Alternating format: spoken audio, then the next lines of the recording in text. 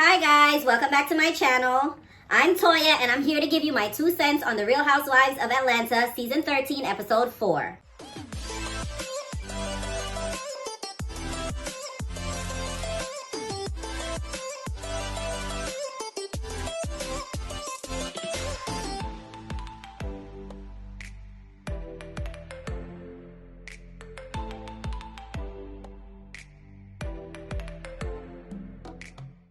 So the episode starts out with Cynthia, her sister Mel, and Kenya meeting up for yoga.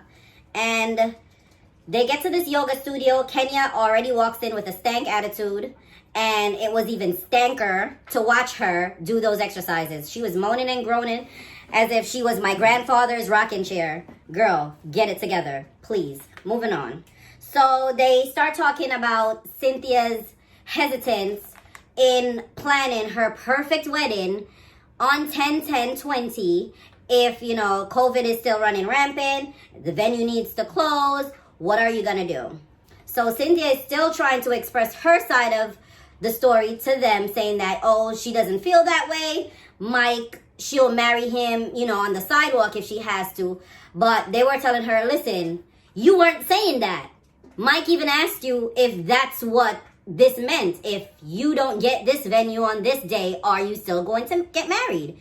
And you did not use that opportunity to express that, you would do it whenever, wherever. But she reluctantly agrees to, put all her issues aside and, listen to what that man has to say. As she should have. Someone needed to talk some sense into her. Anyway, and Kenya, I thought her delivery was a little aggressive in how she was handling Cynthia at the time, but I didn't read too much into it. So I'm just going to let that slide for now, because we all know how Kenya could be shady. But she later expresses that, she's been feeling some type of way about how she has treated Cynthia in the past, and she wants to make the steps to amend that. Okay. So Candy and Kenya meet up for lunch, brunch, whatever it is. And Kenya, the first thing that comes out of her mouth, messy Kenya, is, what Cynthia is going through with her fiance. And I'm going to quickly brush over that because that was not what the meat of the story there was. Kenya is basically telling Candy that she wants to throw a surprise party for Cynthia to, make up for almost ruining her engagement party and all of that nonsense. So she wants to throw her a surprise engagement party to make it up. But she knows that if she sends out the invite, that people might not accept or want to come. So she tries to get Candy to basically say, it's Candy's party. And Candy picked up on that immediately, like the rest of us, because Kenya has done so much to all of these ladies at some point or another that I could understand her understanding everyone not wanting to show up. So she goes to Candy, as she should have, and Candy agrees to go along with it once she realizes that, Kenya has all of this in motion already. She already called caterers, she already secured a location, all of that, the works. So they are talking about, who all is invited, and Kenya and Candy go down a list of people. And for the most part, dry. However, I'm going to stop at when Candy asked if Portia was invited, and Kenya started talking some shady shit. Kenya proceeds to say that she doesn't think that Portia is being genuine with, keeping Breonna Taylor's name alive. She doesn't think that Portia is really out here on the front lines for the right reasons. She thinks that Portia is just using this as photo ops, and she's not wearing masks, and she is not social distancing, and this is just all a publicity stunt. It takes a real asshole to see someone do something noble, something that, quite frankly, a lot of us, or enough of us, aren't doing. and then still go to tear that person down. It takes some darkness to do that. I promised myself I was not going to tear down Kenya this video because I have some venom for someone else. But I'm going to move on now. So she says that Portia wants to get arrested, and that's that. Now we get to Drew and Mr. Ralph. Mr. Ralphie Ralph. Now, if y'all watch my other video, you know my disdain for Mr. Ralph. You know how I feel. You know my 2 cents about Mr. Ralph. So, when we first got to see him, you know, during the meats of the episode, and they're talking about counseling, and it's about to be their first counseling session, but right before that, what does Bravo do? Show us a flashback of the prior episode where he got me mad in the first place. So what did I do? I got mad all over again. Oh, he irritates I had one nerve left, and he sat on it. He sat on it and never got up. Never got up. Didn't bother. So the counselor gets there, and her name is Dr. Love, and she, you know, greets as best she could during a pandemic, and they go out to the backyard where they have, you know, a little bit of a setup, chairs and everything, waiting. So they sit down, and the counselor asks basically she poses the question to both of them. What exactly do you feel like you need from the other person in this marriage for this to be, you know, the marriage you want to be in? Those are my words, not the therapist's words, so that's not a quote. But Drew says something about transparency and, you know, actual love for her son, which is not biologically Ralph's. So I'm not going to dig too much into that for this episode. I think that is a little bit deeper, and maybe if we, you know, the counselor sticks around and we talk about that some more, then I'll get into that. What I wanted to get into is the transparency part, and her bringing up that, you know, he takes trips and basically doesn't say anything, tell anyone where he's going, just jets off. So she's starting to get emotional. This man is even chuckling. He's being an asshole. He's saying, oh, you look like you're going to cry. I mean, for Pete's sake, you guys are in therapy. What did you think therapy was for? I'm not saying you have to cry, it's mandatory, but isn't it about peeling back the layers? Isn't it about getting down to your raw emotion? Isn't it about getting to the core of what the problem is? And sometimes that will evoke certain emotions. May she cry? Does she have the permission to cry, Mr. Ralph with the God complex? Huh? Does she? Can we all cry for her? Wait a minute, I'm not done. So, we go to a commercial break, and we're back from the break, and I'm starting to like feel a little better. I was sipping on a little, you know, and the therapist, Dr. Love, she took a dive into Ralph's past, and basically, my 2 cents about Ralph's past is, your mother created this monster. You set a consequence for her that, you know, in my opinion, I don't know your mama, but it could have been avoided. You know, she could have rolled up her sleeves, dust her shoulders off, put some pedal to the metal, and gotten her shit together.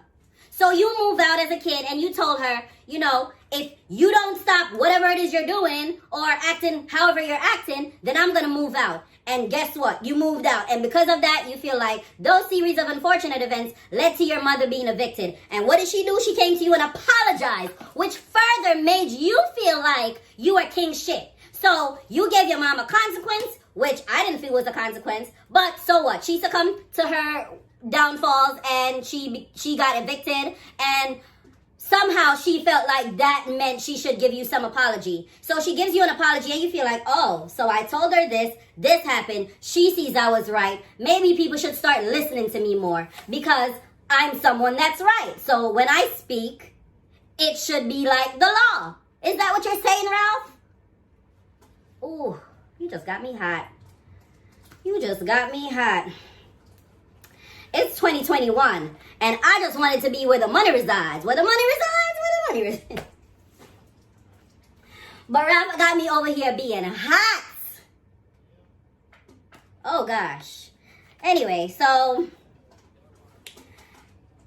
the therapist now, it's his turn to answer the question, and the thing that he wants in his marriage, for his marriage to be the marriage for him, is respect and sex. Now, the second those words left his lips, I was annoyed. I was like, even if he's serious, it doesn't sound like you're taking this seriously. You're talking about sex 3 times a week from a woman that you can't even tell that you're leaving town? She's a better woman than me. You would have never seen the cootie cat. You would have never seen the mate. You would have never.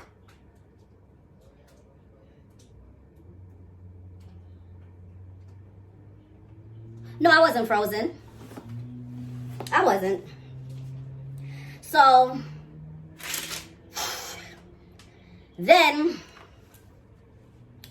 after I got all hot and bothered, we find out later in the episode that Ralph's father got a heart attack, and as a result, he passed away. And then I had to let up on the brakes. I had to let up on the gas on Ralph. But just know, I'm just giving you a second to mourn.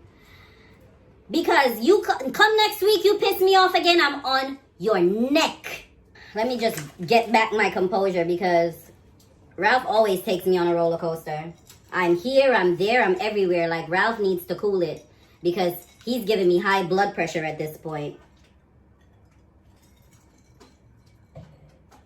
And high blood pressure doesn't live where the money resides. Okay? So, Portia's sister, Lauren, decides to call everyone up and invite them to a surprise celebration in honor of Portia for what she's been doing in the Black Lives Matter movement, in keeping Breonna Taylor's name alive, in protesting, all of her works. And, she's calling everyone and inviting them, telling them it's going to be in Portia's backyard and what day it'll be on. Everyone agrees to go. When Cynthia gets the phone call, she asks if Kenya was invited. Lauren stated that she didn't think it was a good idea to invite Kenya to Cynthia. Cynthia then kind of pushes the issue a bit and says, well, she basically got Lauren to agree to let Kenya come as her +1. So now she calls Kenya and tells Kenya,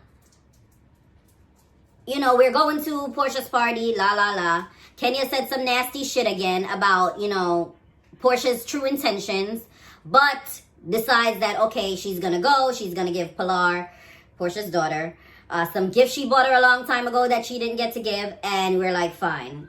This is completely on brand for Kenya, so we're rolling with the punches. Cynthia also takes that opportunity on the phone call to tell Kenya that her and Mike are now doing way better now that she dropped all of those dramatics, concerning the wedding. So, we're now approaching the party. So Tanya picks up Portia and they meet up with Marlo for lunch, it looks like, as a way to keep her out of her house while Lauren is back there setting up for the party. And once they got the go-ahead that, everything was ready and they could approach, Tanya tells Portia, I want to see Pilar, and makes up an excuse so they could go back to Portia's house. They drive there and Portia gets out of the car and she is just that, surprised. It was a surprise party, so I guess it worked. Once she comes out and she greets everyone, she realizes, oh wait, this is for me. She gets emotional and, she was very appreciative that people saw what she was doing and saw her and saw the woman that she has evolved into. She goes inside, she changes, she comes back out with her mom and her daughter, and it was beautiful to watch. But before Portia gets there, Candy and Cynthia arrive first. So Candy and Cynthia were talking about Kenya's reaction when she found out that she was no longer invited because Lauren ended up texting Cynthia after she spoke to her to say, you know what?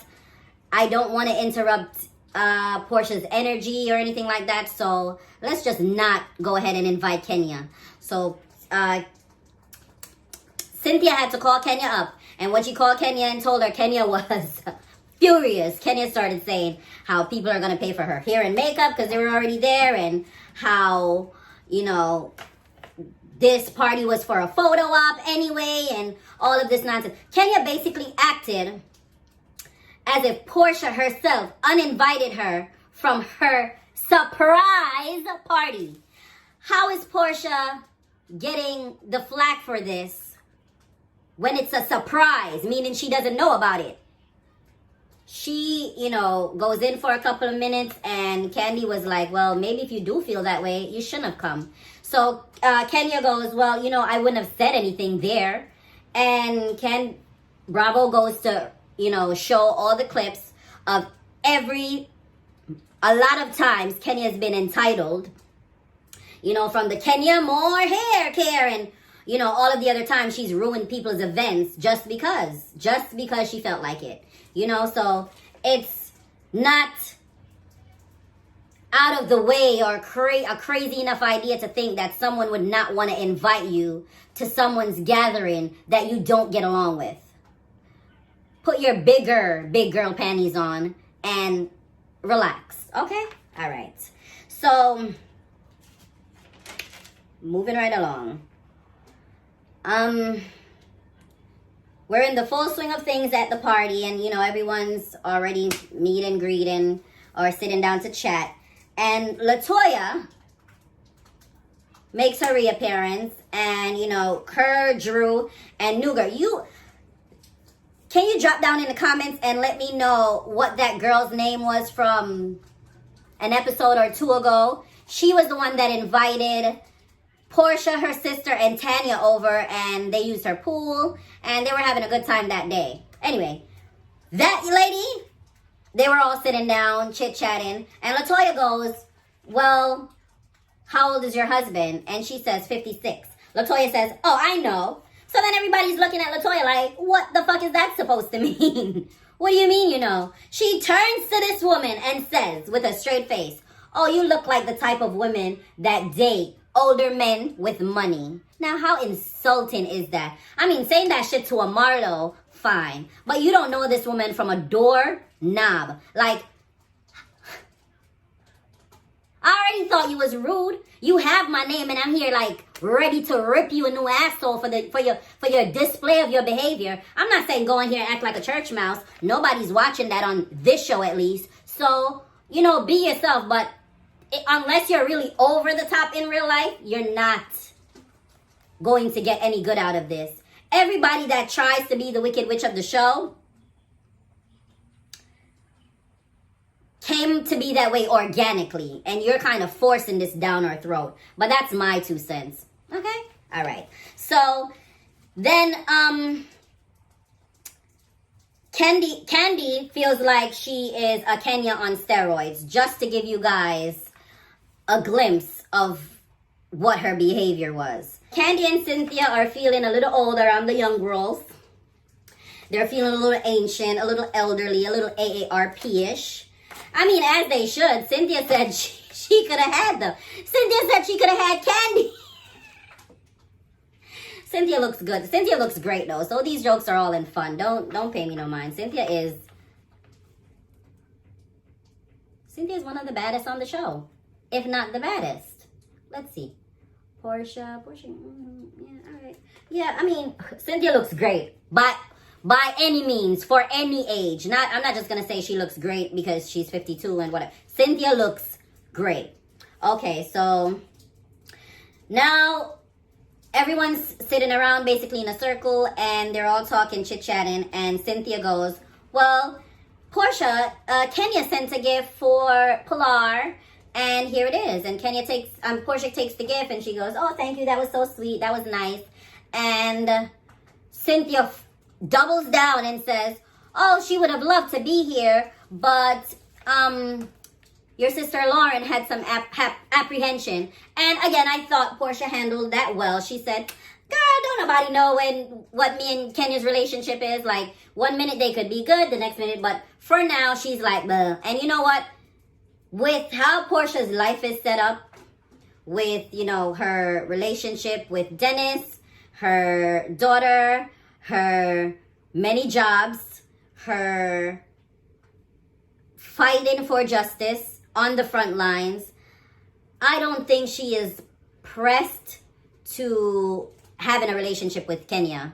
She is not running that down. She's not looking for that. So if Kenya shows up, Kenya doesn't show up one way or another, she doesn't care.